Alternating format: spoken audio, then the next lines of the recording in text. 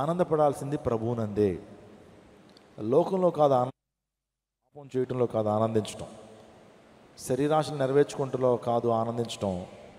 మీరు యేసుక్రీస్తు ప్రభువుని ఆనందించండి అని అపోస్తలుడైన పౌలు ఒక జీవన విధానాన్ని ఆయన ప్రజలకు పరిచయం చేస్తున్నాడు.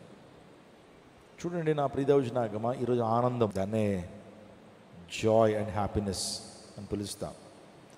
Happiness is always depends upon our happenings in our lifes. మన జీవితంలో జరుగుతున్న అంశాల మీద ఆధారపడుతుంది మన హ్యాపెనింగ్స్ అన్నమాట. కానీ జాయ్ అనేది which is entirely different from happy. Joy is entirely different from happiness. Joy అనేది విదిన్ అవర్ హార్ట్స్, అది దేవుని ద్వారానే మన జీవితంలో కలుగుతుంది. హ్యాపెనింగ్స్ ద్వారా వచ్చేటువంటిది హ్యాపీనెస్ అయితే, జాయ్ అనేటువంటిది దేవుడే కలుగు చేయాలి. ఇప్పుడు ఎలా అంటున్నాడు, rejoice in the lord again and again I'm saying rejoice. ఆడ హ్యాపీ అనే మాట ఉపయోగించాల, జాయ్ అనేటువంటి మాటను ఉపయోగించారు. కాబట్టి జాయ్ అనేటువంటిది దేవుని నుంచే రావాలి. సమాధానకర్త అనేటువంటి దేవుడే మన హృదయంలో ఆ జాయ్ ఉంచుతాడు. అప్పుడు దేవుడు పాల్ వాజ్ ఇన్ ప్రిజన్. ఆయన చెరసాల్లో ఉన్నాడు. చెరసాల్లోంచి ఈ మాట చెప్పడం అసాధ్యమే అనుకోవచ్చు, కానీ ఆయన జీవితంలో హ్యాపీనెస్ కాదు, ఆయన జీవితంలో జాయ్ ఉంది. అది దేవుడు తన పట్ల చేసినటువంటి కార్యాన్ని బట్టి, దేవుడు తనకిచ్చినటువంటి ఆశీర్వాదాలను బట్టి, దేవుడు తనకిచ్చిన రక్షణ బట్టి ఆ జాయ్ ఎప్పుడు కూడా తన జీవితంలో తొలగిపోదు. హ్యాపీనెస్ అంటే ఎలా ఉంటుందంటే, ఈరోజు ఇంటికి వెళ్ళగానే ఇంట్లో బిర్యానీ ఉంటే హ్యాపీనెస్ ఉంటుంది, లేకపోతే బాధగా ఉంటారు. జాయ్ అంటే అలాంటిది కాదు. జాయ్ అంటే నీకు ఏమున్నా లేకపోయినా నువ్వు ఆనందిస్తూనే ఉంటావు. వ్యాధి వచ్చినా ఆనందిస్తావు, సమస్యలు వచ్చినా ఆనందిస్తావు, నీ ప్రార్థనకు జవాబు రాకపోయినా ఆనందిస్తూనే ఉంటావు, దేవుని చిత్తం కొరకు కనిపెడుతుంటావు. అందుని బట్టి ప్రభు లేఖనాల్లో చెప్తా ఉన్నాడు, ప్రభునందు ఆనందించుడు. మరలా చెప్తున్న ప్రభునందు ఆనందించుడు. ఇంగ్లాండ్ దేశంలో జాన్ బనియన్ అనేటువంటి ఒక దేవుని సేవకుడు ఉన్నాడు. ఆ దేవుని సేవకుడు ఆయన కూడా ప్రిజన్కి అప్పగించబడతాడు. దేవుని సువార్తను ప్రకటిస్తున్నాడని ఆ మత పెద్దలు కేసేస్తే ఆయన తీసుకెళ్ళి చెరసాల్లో వేశారు. తన జీవితంలో 12 సంవత్సరాలు జైల్లోనే ఉన్నాడండి. 12 years అతను జైల్లోనే ఉన్నాడు. ఆ జైల్లోంచి అతడు అనేకమైన పుస్తకాలు రాశాడు. ఆ పుస్తకాల్లో మొదటిది పిలిగ్రిమ్ ప్రోగ్రెస్, యాత్రికుని ప్రయాణం, మీరు చూస్తున్నారు. రెండోది పరిశుద్ధ పోరాటాలు అనేటువంటి పుస్తకాన్ని కూడా రాశాడు. హోలీ వార్స్ అనేటువంటి పుస్తకాన్ని రాశాడు. క్రైస్తవ ప్రపంచంలో చాలా చాలా ప్రాముఖ్యమైనటువంటి గ్రంథాలు ఇవి. అనేక మంది ప్రభావితం చేశాయి. నా ప్రియదౌజనాంగమా, ఉదయకాల సమయంలో ఆయన చెరసాల్లోంచి చెప్పిన మాట ఏంటంటే, నేను ప్రభువులో ఆనందిస్తున్నాను. చెరసాల నాకు బాధను కలుగు చేయట్లేదు, కానీ దేవుడు ఒక ప్రత్యేకమైన ఉద్దేశంతో ఈ చెరసాలకు నన్ను పంపించాడు. అనేక మందికి ఆశీర్వాదకరంగా దీవెనకరంగా ఉండటం కొరకే ఈ చెరసాల్లోకి నన్ను పంపించాడు. No sanitation, no ventilation. అటువంటి సందర్భంలో కూడా జాన్ బనియన్ దేవుని కోసం వాడబడ్డాడు. బయటకు వచ్చిన తర్వాత కొన్ని వేల లక్షల ఆత్మలను ప్రభు కోసం అతడు జయించగలిగాడు. నువ్వు ప్రభువులో ఆనందిస్తున్నావా? Are you rejoicing in Christ? Are you rejoicing in God? దేవుని ఆనందిస్తున్నావా? మాటను చెప్పనివ్వండి, నా ఆత్మ దేవుని ఆనందించుచున్నది అని అంటది మరియ. లూకాసు వార్త 1:48 చదివితే కనుక, నా ఆత్మ నీ యందు ఆనందించుచున్నది. నా ఆత్మ నా రక్షకుడైన దేవుని యందు ఆనందించును. చూడండి, ఇక్కడ మరియ చెప్తా ఉంది, నా ఆత్మ నా దేవుని యందు ఆనందించున్నది. వాస్తవానికి ఆనందించడానికి ఏమన్నా ఉన్నాయా మరియ జీవితంలో? ఆనాటి కాలంలో 2000 సంవత్సరాల క్రితం జరిగిన సంఘటన చెప్తున్నానండి. వివాహం కాకుండానే ఒక అమ్మాయి గర్భవతి అయితే ఇంత భయంకరమైన సూటిపోటి మాటలు ఉంటాయి. ఈ 21st centuryలోనే ఆ అమ్మాయిని చాలా హేళనగా మాట్లాడతారు, ఆ అమ్మాయిని చాలా భయంకరంగా మాట్లాడతారు. 2000 సంవత్సరాల క్రితం ఒక అమ్మాయి పెళ్లి కాకుండా గర్భవతి అయిందంటే ఎంత నింద భరించాలి. ఆ టైంలో రాళ్ళు కొట్టి చంపేసేవారు, రాళ్ళు వేసి చంపేసేవారండి. ఇటువంటి స్త్రీ మా సమాజంలో ఉండటానికి వీల్లేదు. పెళ్లి కాకుండానే అక్రమమైన జీవితాన్ని జీవించిందని రాళ్లతో కొట్టేటువంటి పరిస్థితి. ఎంతో నిందను అనుభవించాలి, ఎంతో రిస్క్. ఏ టైంలో ఏం జరుగుతుందో తెలియదు, ఏ టైంలో ప్రాణం పోతుందో తెలియదు. కానీ ఆ టైంలో కూడా చెప్తోంది, నా ఆత్మ రక్షకుడైన దేవుని యందు ఆనందించున్నది. అంటే తన యొక్క జాయ్, తన యొక్క హ్యాపీనెస్ అనేటువంటి, తన యొక్క ఆనందం అనేటువంటిది పరిస్థితుల మీద ఆధారపడి లేదు. తన జీవితంలో నిందలను బట్టి ఆనందం తన జీవితంలో ఆధారపడి లేదు, కానీ తన రక్షకుడైన ప్రభువునందు తను ఆనందిస్తూ ఉంది.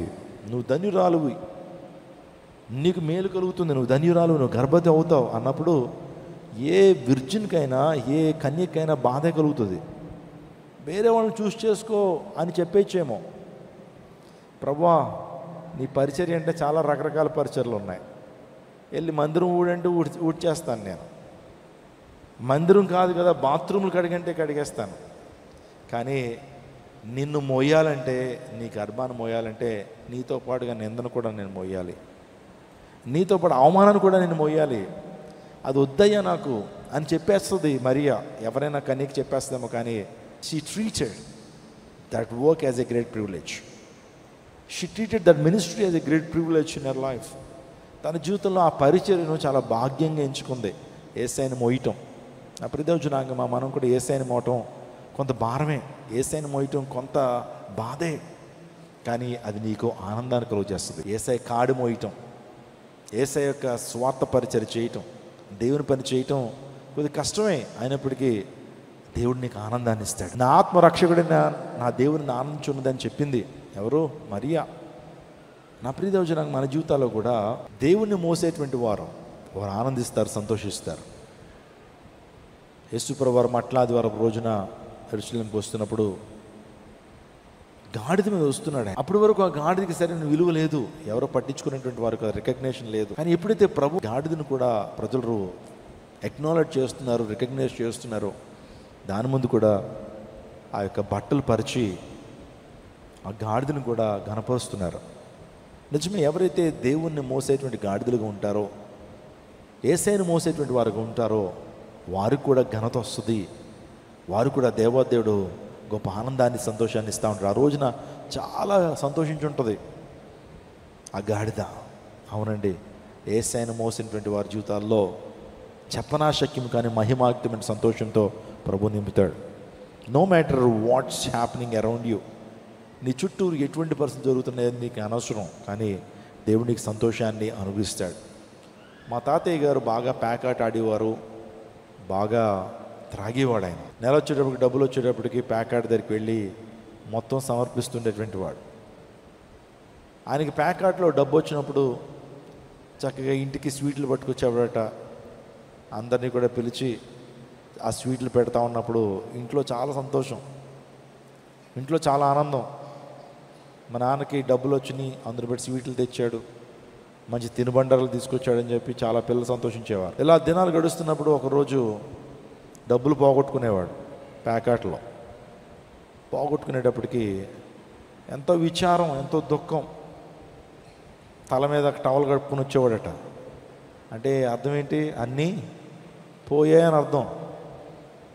చూసారా, డబ్బులు ఉన్నప్పుడు కొంతమందికి ఆనందం, బిర్యానీ ఉన్నప్పుడు ఆనందం, బంధువులంతా ఇంట్లో ఉన్నప్పుడు ఆనందం, చక్కగా స్వీట్లు తింటున్నప్పుడు ఆనందం. కానీ ఏమీ లేకపోతే, డబ్బు లేనప్పుడు, నీ దగ్గర ఆస్తిపాస్తులు లేనప్పుడు, మంచి కూర బాగున్నప్పుడు అదే రకమైన సంతోషం ఉందా? దేవుడు ఎలాంటి సంతోషం ఇస్తాడు? ఏమీ లేకపోయినా నువ్వు ఆనందిస్తావు, ఏమీ లేకపోయినా నువ్వు సంతోషిస్తావు. ఒక గొప్ప వ్యక్తి, డబ్బు ఉన్నటువంటి వాడు, కోటేశ్వరుడు, సముద్రపు ఒడ్లో, బీచ్ రోడ్లో ఆ వ్యక్తి వాకింగ్ కోసం వెళ్ళేటట్టు ఉదయకాల సమయంలో. అదే సమయంలో ఒక జాలరీ, ఒక ఫిషర్మ్యాన్ ఆ సముద్రంలో చేపలు పట్టుకుంటున్నాడట. చేపలు పట్టుకుంటూ చెప్పలేని ఆనందమే నా యేసుని సన్నిధిలో, కుతూహల ఆర్భాటమే నా దేవుని సముఖంలో అనే పాటలు పాడుకుంటూ నవ్వుతూ చేపలు పట్టుకుంటుంటే అలా వెళ్ళిపోతున్నవారు ఒకసారి అలా చూశాడు. అతని ముఖం చూడగానే అసలు ప్రపంచంలోని సంతోషం అంతా ఆయన ముఖంలోనే కనబడుతుంది. ఇంత సంతోషంగా ఉన్నాడేంటి? ఒక జాలర్ ఇంత సంతోషంగా ఉన్నాడేంటి? అతను ఇటువంటి పాటలు పాడుతున్నాడు, ఇంత హ్యాపీగా ఉన్నాడు. వెళ్ళి ఒకసారి అతను ఇంటర్వ్యూ చేద్దాం, ఎన్ని కోట్లు గడించాడో అడుగుదాం, తనకున్నటువంటి ఆధిక్యతలు ఏంటో కనుక్కుందాం. నేను కూడా సంతోషంగా ఉండాలని ఆ ధనవంతుడు వెళ్ళి అడిగాడట. ఏం బాబు, చాలా సంతోషంగా ఉన్నావు నువ్వు, నీ ముఖం చూస్తుంటే చాలా హ్యాపీగా కనపడుతున్నావు, ఎన్ని కోట్లు వెనకాల వేసేవేటి అన్నాడట. ఎన్ని కోట్లు వెనకాలేసి ఎంత బ్యాంక్ బ్యాలెన్స్ నీకు ఉందానంటే అతను నవ్వుకుంటూ ఊరుకొండయ్య గారు నాకు బ్యాంక్ అకౌంటే లేదు, బ్యాంక్ బ్యాలెన్స్ ఎక్కడి నుంచి వస్తుందో అన్నాడట. నాకు బ్యాంక్ అకౌంటే లేదండి, నేను చక్కగా చేపలు పడతాను, కొన్ని చేపలు పడతాయి, మార్కెట్కి వెళ్ళి వాటిని అమ్మేస్తాను, 2 చేపలు మాత్రం ఇంటికి తీసుకెళ్తాను, మా ఇల్లాలకి ఇస్తాను, చక్కగా వండి పెడుతుంది, కుటుంబం అంతా కలిసి ప్రార్థన చేసుకుని తింటాం, చాలా హ్యాపీగా ఉంటుంది అన్నాడట. ఇంకో ప్రశ్న అడుగుతున్నాడట, బాగుందయ్యా, నీకేమన్నా మంచి కార్లు ఏమైనా ఉన్నాయా, బెంజ్ కార్ ఏమైనా ఉందా అని అడిగాడట. అయ్యా బెంజ్ కార్ కాదు కదా, నాకు స్కూటర్ కూడా లేదు, ఒక సైకిల్ ఉంటుంది, డొక్కు సైకిల్, అది ఇలా తొక్కితే వెళ్ళిపోతూ ఉంటుంది, నాకు సైకిల్ మాత్రమే ఉంది అన్నాడట. మరి ఎందుకయ్యా ఎంత సంతోషంగా ఉన్నావు? నాకు బెంజ్ కార్లు ఉన్నాయి కానీ ఆ బెంజ్ కార్లు సంతోషం ఇవ్వట్లేదు, దానిలో ప్రయాణం చేస్తున్నాడు కానీ ఎందుకు సంతోషం లేదు. మూడోది అన్నాడట, పోనీ నీకు బ్యాంక్ అకౌంట్ లేదు, బ్యాంక్ బ్యాలెన్స్ లేదు, కారు లేదు, పోనీ ఏమన్నా మంచి ఇల్లు ఏమైనా కట్టుకున్నావా, 2 అంతస్తుల డాబా ఏమైనా కట్టుకున్నావా అంటే లేదయ్య గారు, నాదొక పూరి పాక, వర్షం వస్తే వర్షం నీళ్ళన్నీ ఇంట్లో ఉంటాయి, నా భార్య నా పిల్లలు వర్షం వచ్చినప్పుడు ప్లేట్లు తపేలాలు బకెట్లు పెడతారు, దాంట్లో ఆ నీళ్లు పడాలని. మంచి హౌస్ లేదు మాకు, ఇంతకీ మీకు ఏం కావాలి నిన్ను అడుగుతున్నారంటే, అదేనయ్యా నీ ముక్కలు అంత గొప్ప సంతోషం ఎలా వచ్చింది, నీ సంతోషానికి కారణం ఎవరు అని అడిగితే, అదండి నా సంతోషానికి కారణము నేను నమ్ముకున్న రక్షకుడు, నేను నమ్ముకున్న నా దేవుడు యేసుక్రీస్తు ప్రభువారు. నా హృదయంలో యేసు ప్రభువారు ఉన్నారండి. అది మీకు అర్థం కాకపోవచ్చు. నేను రక్షణ పొందాను. ఈ ప్రపంచంలో రక్షణకు మించినటువంటి గొప్ప భాగ్యం మరొకటి లేదు, రక్షణకు మించినటువంటి గొప్ప ఆశీర్వాదం మరొకటి లేదు. నేను ఈ లోకాన్ని విడిచినా సరే నా దేవుడు ఇలా ఉండమని నన్ను అనుమతించాడు. ఆయన కొరకు బ్రతుకుతున్నప్పుడు ఎంత సంతోషం ఉంటుందో తెలుసా, ఆయన కోసం జీవిస్తున్నప్పుడు ఎంత గొప్ప సంతోషం ఉంటుందో తెలుసా. ఆయన కోసం ఈ లోకలు బ్రతుకుతున్నప్పుడు, ఆయన సువార్త పరిచర్యలో కొనసాగుతున్నప్పుడు, ఆయన మందిరానికి వెళ్ళి ఆరాధన చేస్తున్నప్పుడు ఇవన్నీ మర్చిపోతాను. నేను ఈ లోకంలో బ్రతుకున్నంతకాలము శాంతి, సమాధానము, ఆనందాన్ని ప్రభువిస్తాడు. ఈ లోకాన్ని నేను విడిచిపెట్టినా సరే గొప్ప సంతోషం ఆయన సముఖంలో నాకు ఉందనేటువంటి నిరీక్షణ నన్ను ఆనందంతో నింపుతుందండి.